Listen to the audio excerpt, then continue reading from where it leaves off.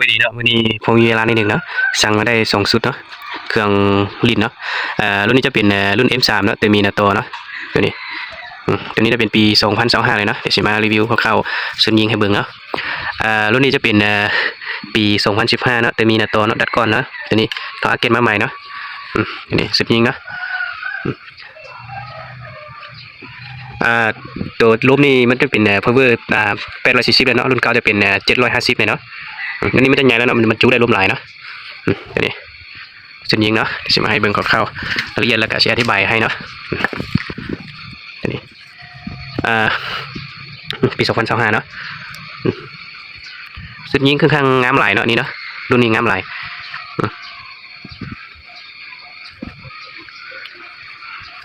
อันนี้เก็บเสียงเนาะสามารถหันออกหันเข้าได้ตัวนี้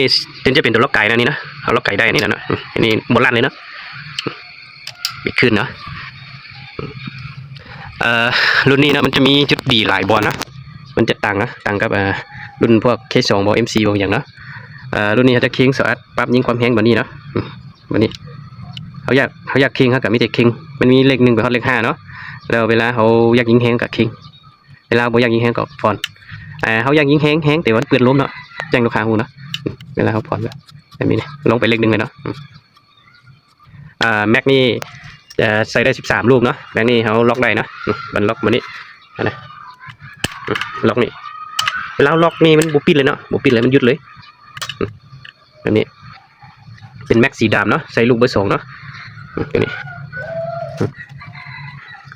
เรานี่จะเป็นเราที่เช่เนาะเราที่เช่ยาว60 ซน12 เกลียวเนาะเดี๋ยวนึงรีวิวแล้วอะไรสิเอาเรามาให้เบิ่งยังไงเนาะ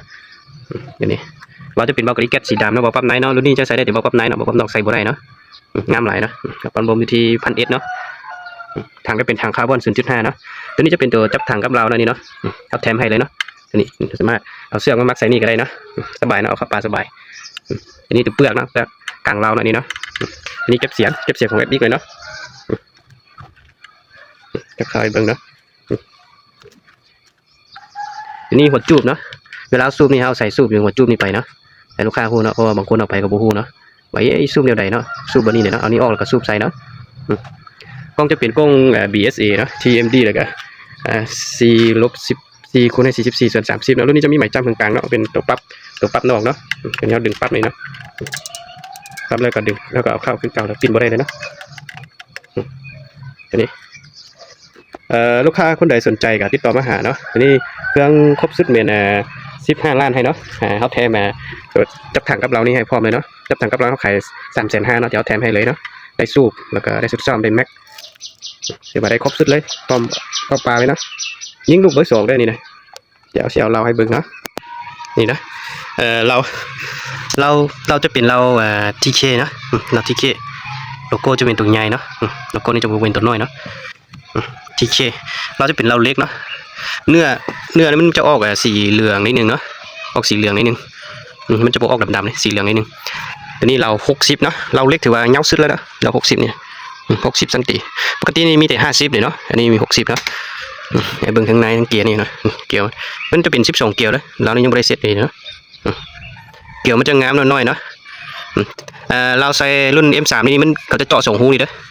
ถ้าว่าของไผ่ที่มีแต่1 หูนี่ถือว่าต้องได้เจาะอีก1 หูเนาะเขาเจาะเป็น2 หูนี่เลย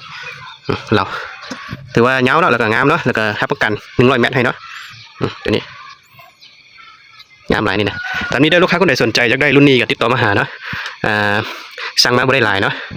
บ่ได้หลายแล้วก็ขายราคา15 ล้านให้เนาะแล้วก็แถมตัวนี้ให้เนาะถือว่าของสู้กับครบสุดให้